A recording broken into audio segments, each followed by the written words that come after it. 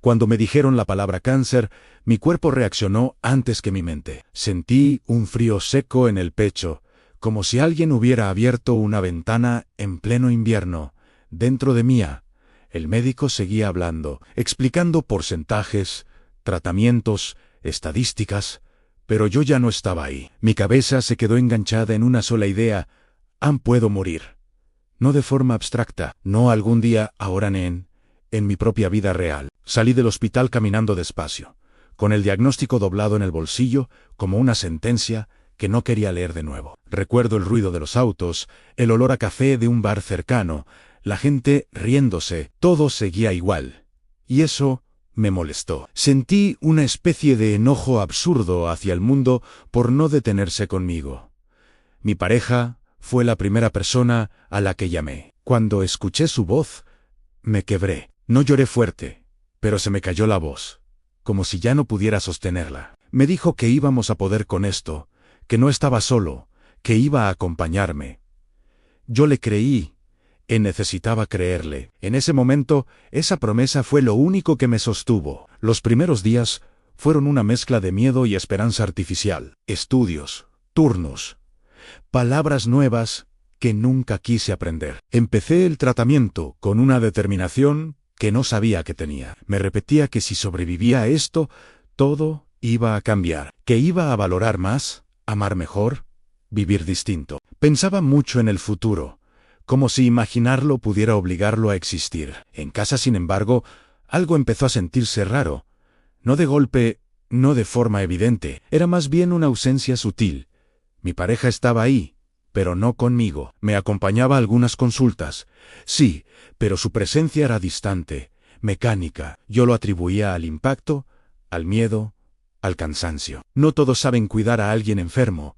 Pensé, no todos pueden. El cuerpo empezó a cambiar rápido. Perdí peso, perdí fuerza, perdí pelo. Cada mañana frente al espejo era una negociación con la realidad. A veces no me reconocía, otras veces fingía que no importaba. Mi casa empezó a oler a medicamentos, a desinfectante, a noches sin dormir, y aún así, yo creía que no estaba solo. Todavía no sabía que la soledad no siempre se siente como abandono. A veces se disfraza de rutina.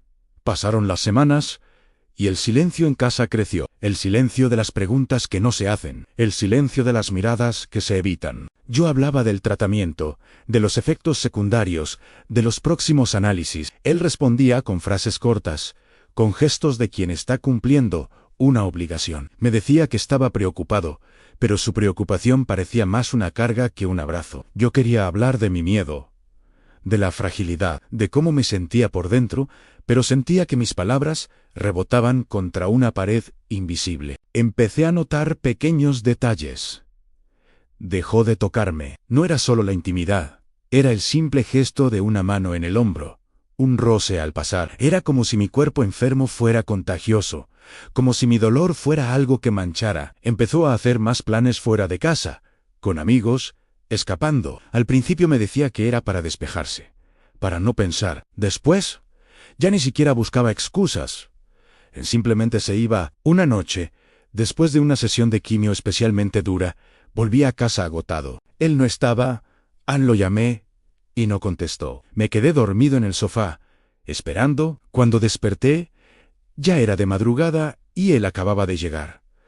No me preguntó cómo estaba, ni siquiera me miró. Fue directo a la habitación y cerró la puerta. Y ahí, en ese silencio, en la oscuridad del living, lo entendí. Entendí que el cáncer no era lo único que estaba perdiendo. La soledad que sentí esa noche fue diferente a la del diagnóstico. Ya no era miedo a morir. Era el dolor de sentirme invisible para la persona que más amaba. El dolor de darme cuenta de que su promesa se había roto en 1000 pedazos. En silencio, la enfermedad te desnuda, te deja sin defensas, y en esa vulnerabilidad, el abandono emocional duele más que cualquier síntoma físico. Los días siguientes fueron una especie de limbo. Seguíamos viviendo juntos, pero éramos dos extraños compartiendo un espacio lleno de fantasmas. Yo seguía mi tratamiento, cada vez más, solo iba a las consultas, a las sesiones de quimio, y volvía a una casa vacía de afecto. Empecé a encontrar una extraña fuerza en esa soledad impuesta. Era una fuerza triste, sí, pero era mía. Ya no esperaba nada de Ellen. La decepción se había transformado en una especie de resignación helada. Recuerdo perfectamente el día que decidí hablar. Estaba sentado en la cocina, mirando por la ventana. El sol de la tarde iluminaba el polvo flotando en el aire. Él entró y se sirvió un vaso de agua. Ann no dijo nada, y yo, con una calma que me sorprendió a mí mismo, le dije: Ann, tenemos que hablar. No hubo gritos, no hubo reproches. Solo le conté cómo me sentía. Le conté de la soledad, de su ausencia, del peso de llevar la enfermedad y la decepción al mismo tiempo. Él escuchó, sin interrumpir, y cuando terminé, solo dijo: Ann, lo siento. No puedo, Ann. Esto es demasiado para mí. Y en esa frase, en su honestidad brutal, encontré una especie de liberación. Ann, no era mi culpa. No era que yo fuera difícil de amar, o que mi enfermedad fuera repugnante. Era su límite o su incapacidad. Y aunque dolía entenderlo, me quitó un peso de encima, el peso de sentirme responsable de su distancia. Pocos días después, se fue. Verlo hacer las maletas, ver cómo la casa se vaciaba de sus cosas, fue doloroso, y a la vez, un alivio. Como si por fin pudiera respirar de nuevo. La casa quedó en silencio, pero era un silencio diferente. Era un silencio mío, un espacio para sanar, no solo del cáncer, sino también del corazón roto. El proceso de recuperación fue doble. Por un lado, la lucha física contra la enfermedad, las náuseas, el cansancio, la incertidumbre. Por otro, la reconstrucción emocional. Aprendí a estar conmigo mismo. Empecé a disfrutar de mi propia compañía. Me apoyé en mis amigos, en mi familia, en personas que, si supieron cómo estar, cómo acompañar sin condiciones. Descubrí que la verdadera fortaleza no es no caerse, sino saber levantarse, incluso cuando crees que no tienes a nadie que te dé la mano. El cáncer me quitó muchas cosas. Me quitó salud, me quitó pelo, me quitó la inocencia de sentirme invencible, y me quitó un amor en el que yo había depositado toda mi fe. Pero también me dio algo. Me dio una nueva perspectiva. Me enseñó a valorar a quienes de verdad importan. Me enseñó a no depender de nadie para sentirme completo. Y me enseñó, sobre todo, que la persona más importante que tiene que acompañarte en la tormenta eres tú mismo. Hoy, cuando miro hacia atrás, no siento rencor. Siento una especie de gratitud extraña por la lección. El camino fue duro, el más duro de mi vida, pero al final del túnel, no solo encontré la recuperación de mi cuerpo, sino que me encontré a mí mismo, más fuerte, más sabio y, curiosamente, menos solo que cuando estaba acompañado. La soledad dejó de ser un monstruo debajo de la cama para convertirse en un espacio de paz. Si estás pasando por algo similar, si sientes que la enfermedad te está aislando o que las personas a tu alrededor no saben cómo estar, quiero que sepas que no estás solo en ese sentimiento. Es válido sentirte así, pero también quiero que sepas que tienes una fuerza interior que ni siquiera imaginas. Apóyate en quienes te demuestren con hechos que están ahí. Y si no hay nadie, apóyate en ti. Aprende a ser tu propio refugio, porque al final del día, la única persona que tiene la garantía de estar contigo hasta el final, eres tú en tu historia. No la define una enfermedad, ni quién te abandona. La defines tú, con cada paso que das para seguir adelante. Gracias por escucharme. No olvides que pedir ayuda es de valientes, y siempre hay recursos y personas dispuestas a tenderte una mano. Cuídate mucho. El tratamiento contra el cáncer fue brutal. Y no hablo solo del dolor físico, de las náuseas o de ese cansancio que se te mete en los huesos y no te suelta. Hablo de lo que le hace a tu mente. Te volvés vulnerable, hipersensible. Todo pesa el doble. Todo duele el triple. De repente, empezás a necesitar cosas que antes dabas por sentadas en compañía de verdad. Paciencia infinita.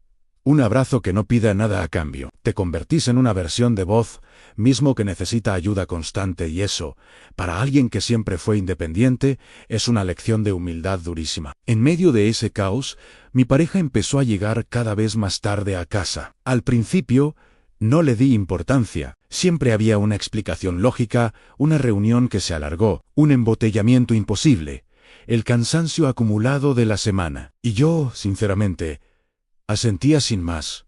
No tenía la energía física ni mental para cuestionar nada. Estaba demasiado ocupado en la tarea de sobrevivir al día a día. Incluso sentía una punzada de culpa por necesitar tanto, por sentir que me había convertido en una carga. Pensaba que mi deber era aguantar, no exigir. Recuerdo días enteros que pasé en un silencio casi absoluto. El cuerpo me temblaba sin control después de una sesión de quimioterapia. El teléfono mudo sobre la mesa de luz. La casa quieta, como si contuviera la respiración conmigo. Yo me quedaba horas mirando el techo, escuchando el sonido de mi propia respiración entrecortada. Y fue en esos momentos de soledad profunda donde empecé a entender una verdad incómoda. Estar acompañado físicamente no es lo mismo que sentirse acompañado emocionalmente. La presencia de alguien en la misma casa no garantiza el apoyo, ni el cuidado, ni la conexión. Las muestras de afecto, que antes eran nuestro lenguaje diario, se volvieron una rareza. No es que hubiera peleas o discusiones, era algo mucho más sutil y doloroso. Una indiferencia construida a base de omisiones. Menos abrazos espontáneos, menos preguntas sobre cómo me sentía realmente, menos miradas que buscaran la mía. Era un vacío que crecía poco a poco. Y yo, en mi afán de justificarlo todo, me repetía como un mantra que era normal, que una enfermedad así de larga y agotadora también desgasta a los que están al lado, que no podía ser egoísta y exigir más de lo que me estaban dando. Me convencí de que tenía que ser fuerte por los dos, pero por debajo de todas esas excusas, algo dentro de mí empezó a removerse. Una intuición, como una pequeña alarma interna que suena muy bajo, pero de forma persistente. Era una sensación de que las piezas no encajaban, de que la historia que me contaba a mí mismo para poder seguir adelante tenía fisuras. No era una sospecha concreta, sino más bien un desasosiego, una incomodidad que no me dejaba estar en paz, ni siquiera en los momentos de calma. Era como saber que algo anda mal, pero no tener las fuerzas para enfrentarlo. Todo cambió una madrugada. El insomnio, mi compañero fiel durante el tratamiento, me tenía despierto. Me di vuelta en la cama y vi el teléfono de mi pareja en su mesita de noche. Necesitaba poner una alarma para una cita médica muy temprano, al día siguiente, así que lo tomé sin pensarlo dos veces. Juro que no estaba buscando nada. No tenía ni la energía ni la malicia para espiar. Pero justo en ese instante, la pantalla se iluminó con una notificación, un mensaje, y no era el tipo de mensaje que uno recibe de un colega a las 3 de la mañana. El tono era demasiado íntimo, el lenguaje demasiado cercano, la complicidad demasiado evidente. No abrí el mensaje, no revisé nada más.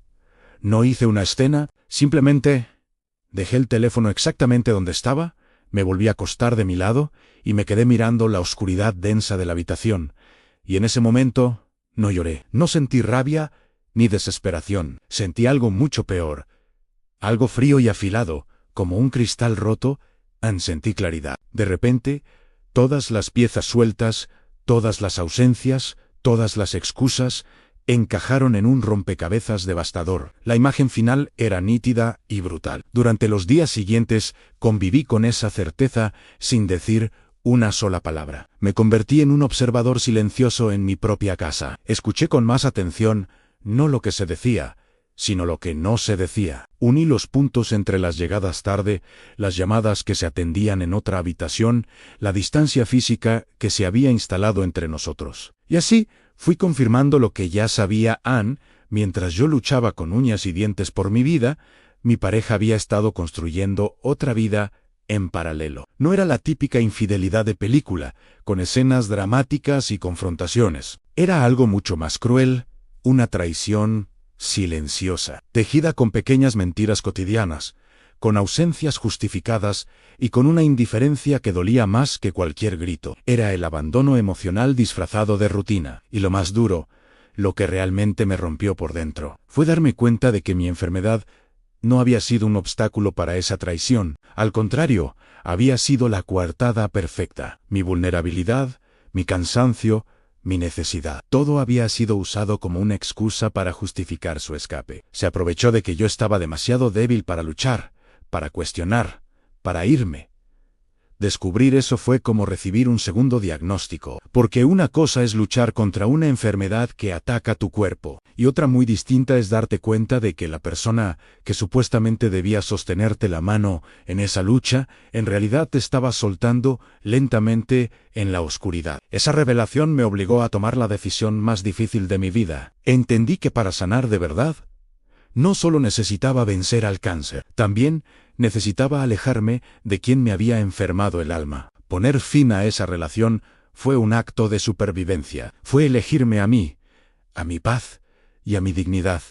Por encima de todo, fue empezar a reconstruirme, no solo física sino emocionalmente, desde las ruinas de una confianza rota. Y aunque el camino fue solitario y aterrador, fue también el primer paso hacia mi verdadera curación. Gracias por escuchar mi historia. Si te sentiste identificado o simplemente te llegó, no olvides darle like y suscribirte al canal para más contenido como este. Nos vemos en el próximo video. Cuando te dicen que tienes cáncer, el mundo se detiene. Tu vida se convierte en un calendario de citas médicas, tratamientos y una lucha constante contra tu propio cuerpo. En ese caos, buscas un ancla.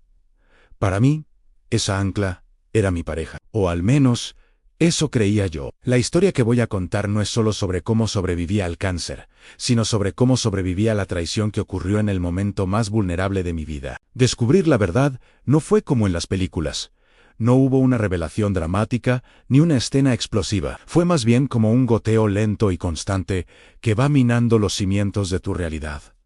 Fue una caída lenta. Cada pequeña confirmación era un escalón más hacia un sótano oscuro y frío. Empezó con detalles que parecían insignificantes, mensajes que se borraban justo cuando yo entraba en la habitación, horarios que de repente no cuadraban, excusas vagas para ausencias que se volvían cada vez más frecuentes, cambios de humor que no tenían ninguna explicación lógica, pasando de una aparente preocupación a una distancia glacial en cuestión de minutos. Al principio, me decía a mí mismo que era el estrés de tener una pareja enferma. Es una carga pesada.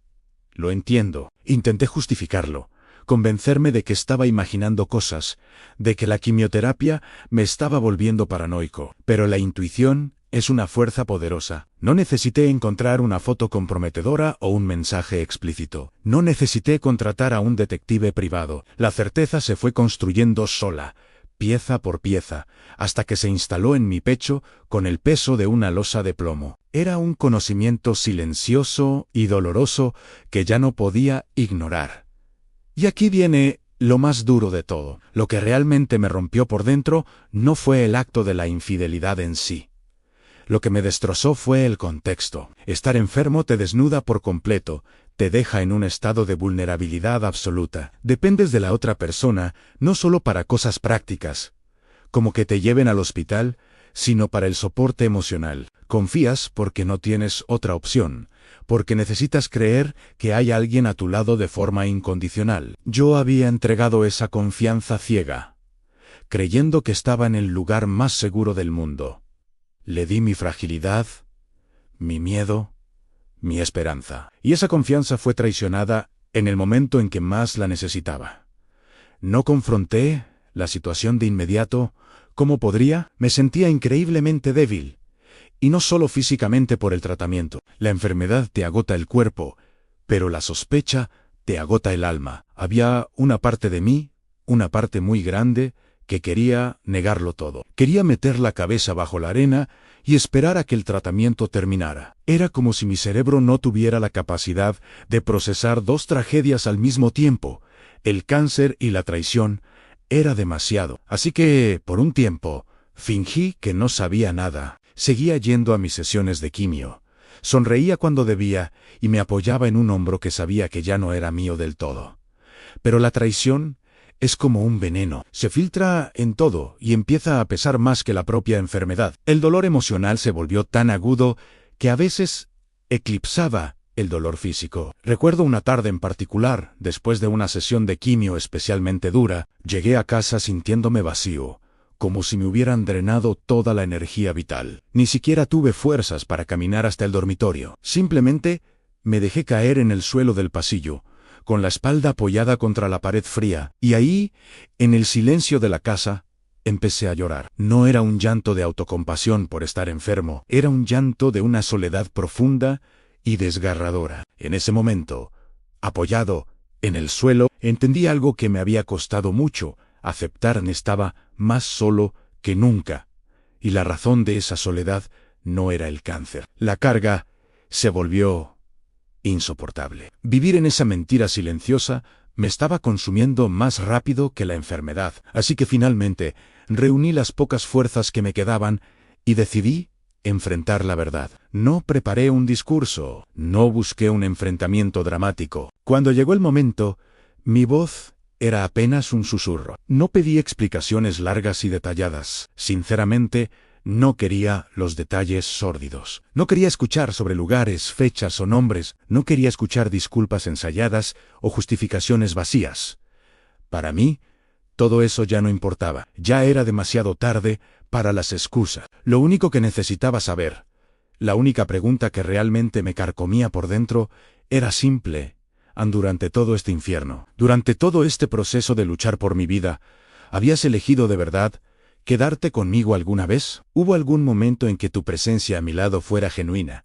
¿O fue todo una actuación por lástima o por culpa? La respuesta que recibí no fue un sí o un no. Fue una serie de frases evasivas, de miradas al suelo, de silencios incómodos. No hubo una confesión clara, pero esa falta de claridad fue la respuesta más clara de todas. Y fue suficiente. Fue suficiente para confirmar que la persona en la que había depositado mi vida entera, mientras luchaba por ella, en realidad ya se había ido hacía mucho tiempo. En ese momento, algo dentro de mí se quebró de una forma definitiva. Comprendí que había sobrevivido a una enfermedad que mata a millones de personas, solo para tener que enfrentar una pérdida completamente diferente, una pérdida más silenciosa, pero en muchos sentidos, más profunda. No era solo la pérdida de una pareja, era la pérdida de la confianza básica en otra persona, la pérdida de la seguridad emocional que crees tener en tu propio hogar.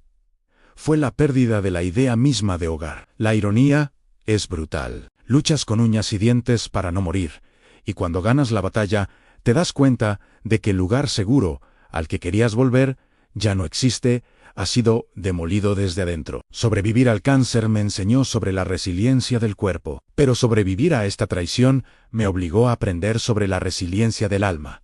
Fue un proceso de reconstrucción desde los cimientos. Tuve que aprender a confiar de nuevo, empezando por mí mismo. Tuve que redefinir lo que significaba la fuerza, no como la capacidad de soportar el dolor, sino como la valentía de sanar y seguir adelante, incluso cuando sientes que te han quitado todo. Esta experiencia, aunque increíblemente dolorosa, me enseñó que a veces la batalla más dura no es contra la enfermedad, sino por recuperar tu propio corazón después de que te lo han roto en el peor momento posible. Y esa es una victoria que nadie te puede quitar. Gracias por escuchar mi historia. Si estás pasando por un momento difícil, ya sea por una enfermedad o una situación personal dolorosa, recuerda que no estás solo. Hablar de ello es el primer paso. No dudes en seguirme para más historias y reflexiones. Cuídate mucho. Nadie te prepara para el silencio. Te preparan para la quimio, para la caída del pelo, para los vómitos, para las noches sin dormir. Te dan folletos, números de teléfono, grupos de apoyo, te hablan de lucha, de valentía, de ser un guerrero, y tú te lo crees. Te pones la armadura, empuñas la espada imaginaria y sales a pelear contra ese monstruo invisible que crece dentro de ti. Y ganas. Un día, después de meses de batallas que te dejan sin aliento, el médico te mira a los ojos y pronuncia las palabras mágicas: está en remisión. En la sala hay suspiros de alivio, lágrimas de alegría, abrazos. Yo sonreí, asentí con la cabeza y di las gracias. Pero por dentro sentía un vacío inmenso. Había sobrevivido, sí, pero el hombre que entró en ese hospital ya no existía. El cáncer se había llevado una parte de mí, pero el tratamiento se había llevado otra, y lo que quedaba era un extraño. incluso para mí mismo. Pocas semanas después, mi pareja se fue. No hubo una gran pelea. No hubo gritos ni platos rotos. Fue casi una formalidad, una consecuencia lógica de meses de distancia emocional. Se fue sin un drama visible, sin una culpa que yo pudiera señalar. Y yo tampoco le pedí que se quedara. Estaba demasiado cansado para rogar, demasiado agotado para discutir y, siendo honesto, demasiado lúcido para no entender que el daño ya estaba hecho. La persona que prometió estar en la salud y en la enfermedad había desaparecido mucho antes de hacer las maletas. Durante mucho tiempo, creí que el cáncer había sido la peor cosa que me había pasado en la vida. El dolor físico, el miedo constante a la muerte, la incertidumbre.